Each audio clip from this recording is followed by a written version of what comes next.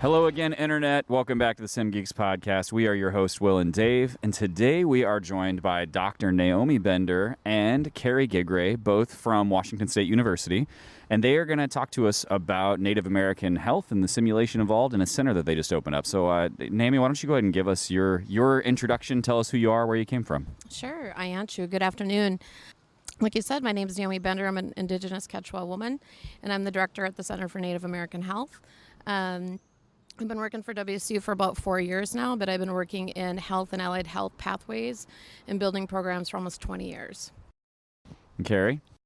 And I'm Carrie Gigray, and I have the title Simulation Education Specialist, and specifically for Indigenous peoples. And I've worked for the college for 4 years now, and previous to that, I did probably 15 years of simulation in EMS. Yeah, so you actually worked with me before going over to the university. So you were one of our flight medics for a long time. And Absolutely. Then when you departed, it was about 4 years ago. Wasn't that what you just said? Yeah. It's been about 4 years. I have to think about what house I was in at the time because we moved a couple times since then. But It's true. My favorite story about you leaving is I was one of your references for this position, and I was just telling you guys about this a minute ago. When you left, they called me for a reference, and what I thought was going to be like a 5-minute thing. How do you know this person? Do you really, are you real kind of thing? Turned into a 30-minute, like completely grilling interview where they just asked me anything and everything I could possibly know about you. And it just one question after the next. What's her experience? What's that? And all I want to be is like, can you not just read the resume, right? Can you not just look at the application? So what you're saying is this is payback? Yeah, exactly. So here we are. We're going to put you on the spot. Well, Great. so I'm take just us curious, through. did they ask you for my allergies, past medical history, those kind of things? I mean, at the end of that interview, I'm pretty sure I was just like racking my brain for everything we had ever done together. So I could be like, well, one time I had her fly to Omaha and reorganize the Sim Center because we had people coming through to see it. Like, right? One time in band camp. Yeah. I was thinking the same thing. Yeah. So talk to us about this center you guys just opened. Obviously, as a Native American woman, this is probably, very important to you. So run through, how did this get started? How did we get to where you are now? Well, first of all, I want to say that I came from, before WSU, is at one of the institutions in the United States that is highly regarded as one of the best institutions to help bring in Native American students in the areas of medicine, nursing, and other allied health sciences at UND. So I was at the University of North Dakota School of Medicine and Health Sciences at the Indians into Medicine program. And that program's been around for 50 years now to help meet the health disparity needs of Native peoples in that region, but also across the U.S. So I built a lot of programs there over the years and did a lot of work in simulation in that space. And although we didn't have a center there or an Indigenous sim space, when I came to Washington State, I worked a lot with tribes and community. And during the pandemic, we had built the Center for Native American Health. So behind closed doors, when everybody's home, we had just received funding from a local foundation called the Empire Health Foundation to really build what we're a space and a place where Native students and non-Native students could come and learn about Native histories, health trends, current context, and how to better serve and treat tribal communities in health spaces, really towards health equity. And in that space, there's student spaces, there's tribal community spaces, and I had some leftover funding. And after all the years of my work, I think some of the things that have bothered me the most is that when we're seeing some of the care that's happening in tribal communities in real time, many of the health disparities, not just in my opinion, but research shows us that there are provider perpetuated health disparities that happen due to racism. And all of us, it doesn't matter who we are, Native, non-Native people have implicit biases. But when we walk into health spaces, and as Native people, we look at these spaces, whether it's a clinic or in our backyard where we're healing, these are sacred spaces. But when we walk in these spaces and the providers or nurses or whoever work with us may not recognize who we come from or come from our whole being and how we view health. Maybe that relational trust isn't built. Maybe they're walking in with other types of biases. They don't understand our histories, our current context, the social determinants of health that got us into that space, the lack of access to support our health. Those problems happen in spaces like that and can oftentimes determine whether or not we get treated or mistreated. And so to me, higher ed has the responsibility and the duty from the very get-go to be teaching students before we send them out into the healthcare space, before we send them out into clinicals and work with real people in a safe, harm reductive environment such as simulation. And instead of just teaching clinical skills so that we can hone in on that clinical knowledge, which is so important from a Western medicine perspective, we have to make sure students understand those, of course. We also need to help students understand how to actually treat patients and speak to patients and treat patients. So it's really, this Indigenous clinical space is a space towards health equity. It's to provide a space where that clinical knowledge, that Western lens, is being balanced and at par with our traditional understandings and perspectives as Native people. And it's a place where we can have the freedom to talk about our implicit biases coming in. So, for example, if somebody walked in and they said, "Oh, I see you have increased liver enzymes," and the assumption by a provider may be that the Native patient is an alcoholic, which, by the way, is one of our case studies that has happened over and over again to our Native people. And that's actually not the case for the standardized patient case that was written about. That's problematic. This person was dismissed. This person never came back to that doctor and sought help somewhere else, but by that time had multiple complications with what they did have wrong with their liver. So our work is to help really educate the current and the future healthcare workforce to better treat our people. Yeah, and Carrie and I both spent significant amounts of time in Wyoming over the years, and you're absolutely right. There are, Wyoming's got a high Native population, and there is a lot of implicit bias and a lot of stereotypes that are rehashed throughout. I can speak for EMS specifically, but throughout the EMS community. Definitely. And so Naomi was kind enough to invite me to basically be the simulation consult on this. And so we've been working together for the last 2 years with a healers cohort of individuals that are community members. They're all, a good chunk of them are tribal members. And so they're providers, allied health, nurses, Indigenous healers, medicine men, and community that are driving this forward. So essentially what I'm doing is taking the healthcare simulation best practices, kind of turning them on, turning them around and implementing the best practices, but also utilizing culture and the Indigenous ways of knowing and the different things that they have to offer that we may not be aware of in Western medicine. So things like plant medicine and food medicine and various different things. So what we're doing is we're taking these created simulations, and all of our created simulations right now are from individuals that we know that had this happen. And so we're putting the culture pieces into it so that they can understand, so that the students or the professionals as well, because we don't want to just limit this to students. We want to expand it to everybody. And so really it's about teaching that culture piece. So one of our simulations has to do with plant medicine.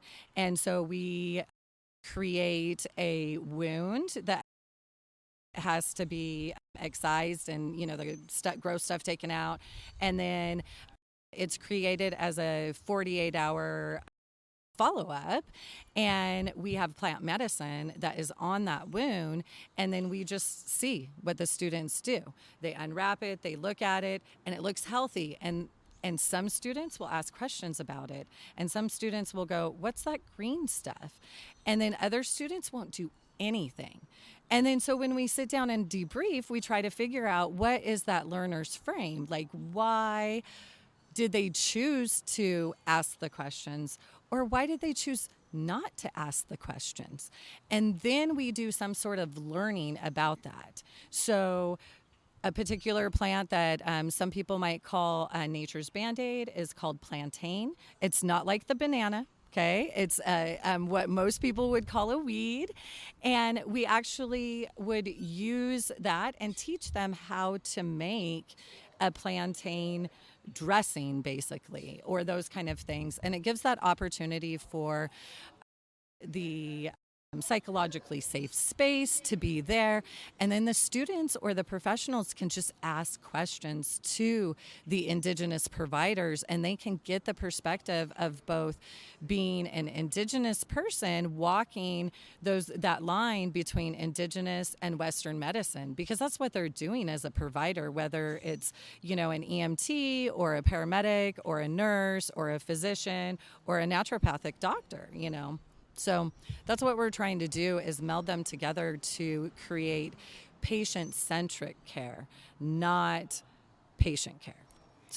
So you guys are in Spokane, right? So you're in the far northwest corner of the United States, but we have native populations throughout the entire country, and we have significant pockets in several places, right? You have the Eastern Band in Tennessee, you've got the Cherokee in Oklahoma. You bounce around a lot. How do others replicate what you've done to bring this idea to open a center? What are your lessons that you've learned along the way of things that maybe some mistakes you made, but definitely the successes you've had? How do others create centers like what you've created in other areas of high native populations? Well, this is a really good question. We just presented yesterday, and I was asking the crowd and audience members who came why they wanted to come to our presentation. A couple of them, one in particular from Canada, is now beginning some Indigenous sim. And so they wanted to just focus because they don't have a center, right? Like you can write case scenarios. You can create an Indigenous case scenario easily, but it's probably sitting inside another medical or nursing simulation center that belongs to a college, where ours is right within our center. And so I'm going to say a couple things. Great question. I'm going to back it up with the fact that when I decided that I really wanted to see the simulation, first it started with a simulation room, and now it's going to blow up into a center. We've received more funding, so we're going to have expansive spaces. I worked with tribal healers and elders and this cohort. There's about 14 of us. These are all tribal docs and folks that work in the state of Washington or in that area. So I'm working with tribal community members that serve the people in our state and in our region. Now, could I get the voice of people across the United States? Sure, but I'm working for WCU, and I serve the tribes of that region. And so your question lends itself to that whole point. When we think of community, especially like health equity inside communities, it should be alongside and with community. Most spaces in higher education, I would say, and venture to go as far as say medical education altogether, really, I would say, has premised itself for years on building its own ways of building their sciences, their biomedical sciences, their own curricula, their own accreditation standards, and everything else. But when you think about the type of way that we teach providers and other healthcare workers to work in patient-centered spaces, where does that often happen? We're all sitting here talking about simulation. We know it can happen there, but what if we're not doing it with and alongside community, right? And it's not just about a standardized patient that comes from community.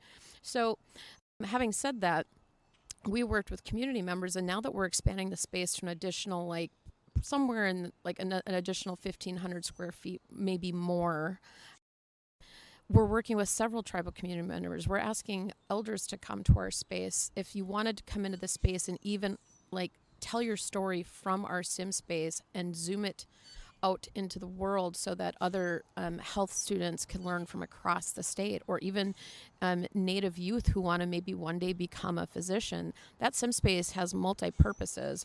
What I tell other universities or folks that were asking even yesterday is, begin working with your tribes. Begin working with your tribal community. It's incumbent upon universities to recognize, as far as I'm concerned, the sovereignty of our tribal nations. And that sovereignty comes with us respecting them about their voice and their say. WSU happens to, in Spokane Health Sciences, sits and occupies on the traditional homelands of the Spokane Tribe of Indians. And we've worked with them to help implement some of their history inside our center.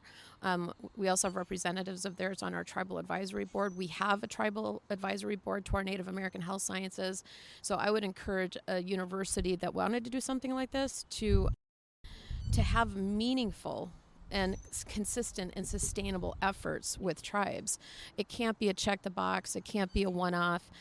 You're talking about a really long-term commitment to the people. And if that's really what a school would want to do, it first and foremost has to start with relationships. You can't just drive a center and say, we're going to throw this up and they will come. That's not how it works. This center was carefully thought out and worked alongside with tribes, and they have been with me and our department all along the way. I've only been there for 4 years, but it has been community that has helped really, truly support this work. And so they're helping lend into some of our case scenarios. They're deciding what the floor is. They're deciding the lighting in the room.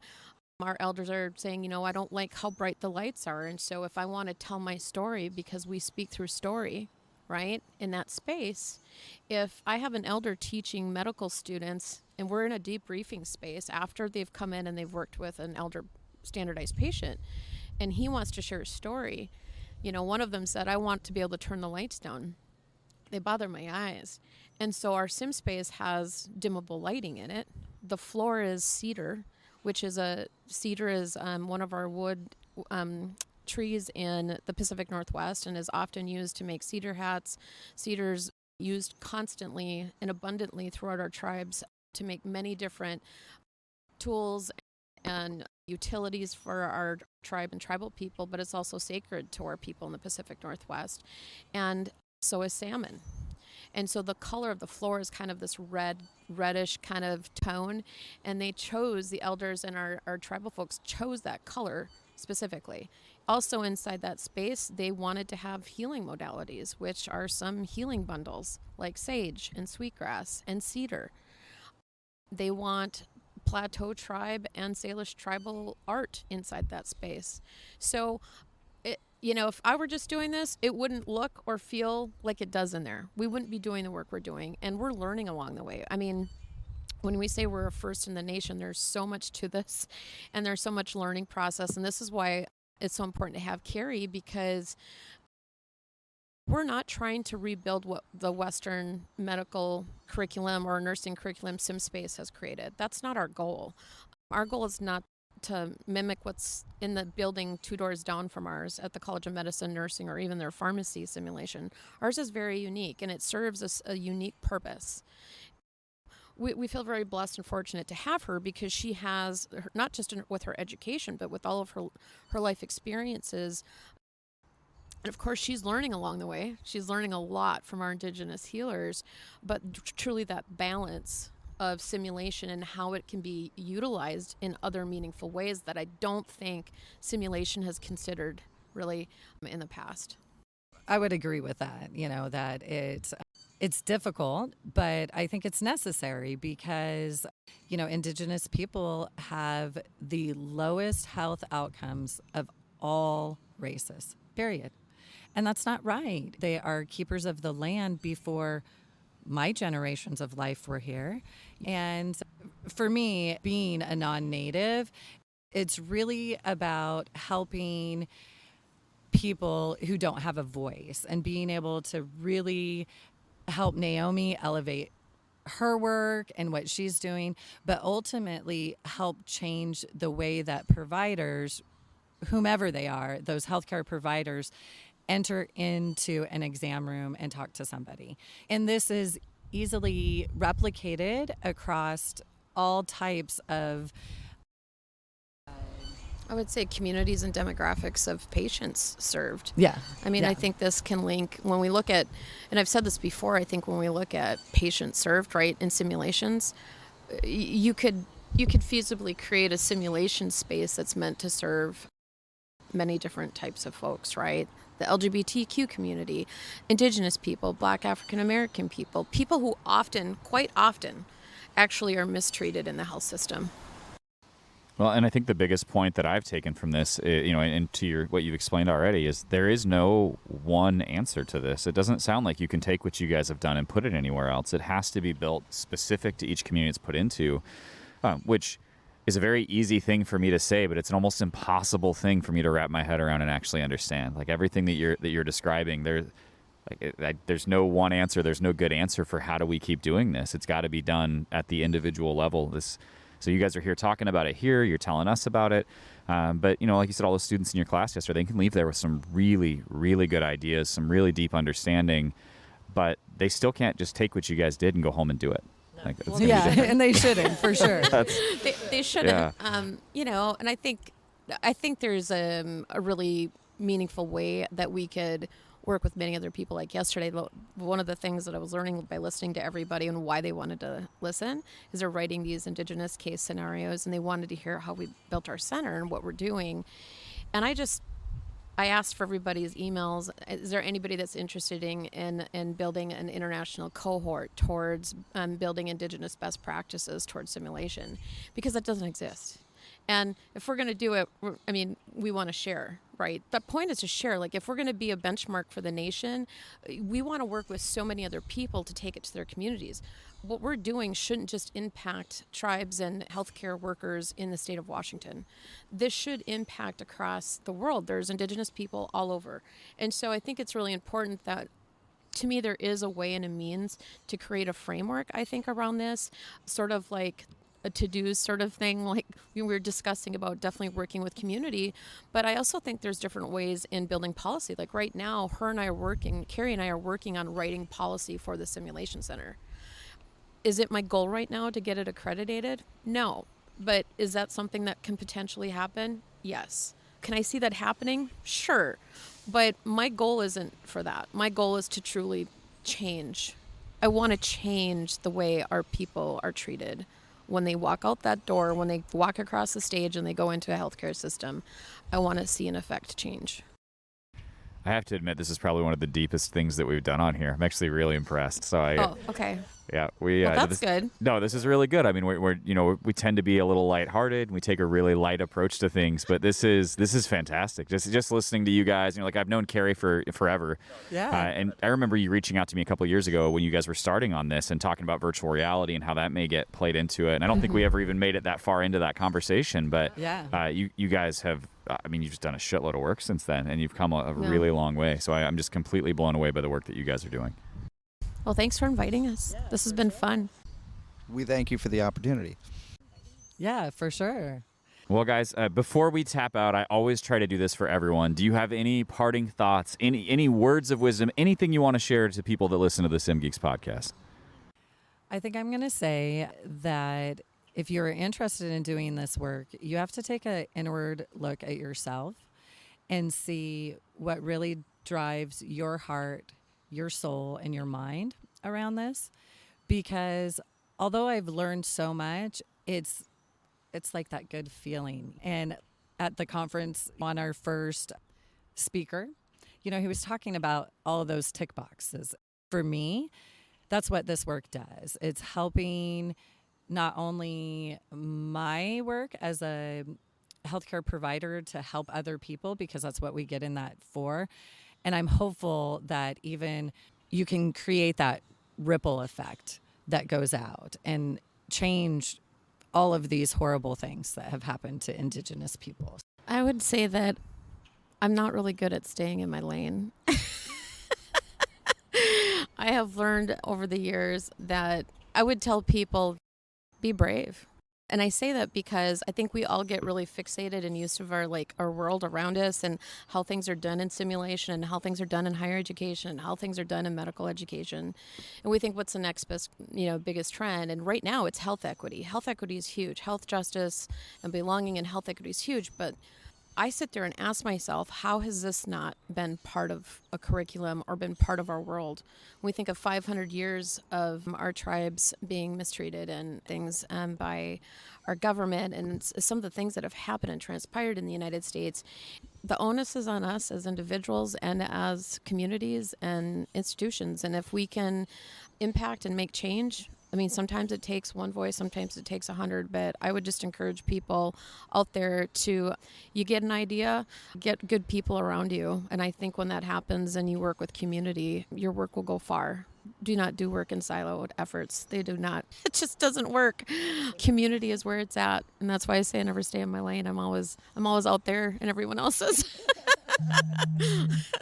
Well, guys, I'm glad we were able to sit down and do this. We've been talking about it for a few days. We weren't sure if it was going to happen before we all had to fly home, if we're going to try and do it remotely later. But just being able to do this in person, I think, is really added to it. So at least from this side, I don't know if that'll come through in the recording, but we'll find out.